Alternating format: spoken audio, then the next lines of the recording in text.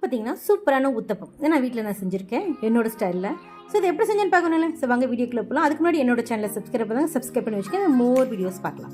Hi friends, வணக்கம். நம்ம இருக்கீங்களா? எப்படி இருக்கீங்க? நல்லா இருக்கீங்க, சந்தோஷமா இருக்கீங்க நினைக்கிறேன். நம்புறேன் நல்லது நினைப்போம், நல்லது நடக்குங்க. என்னடா கேரட் வெங்காயம் மல்லியெல்லாம் எடுத்து வச்சுட்டு உட்காந்துருக்கேன் பார்க்குறீங்களா?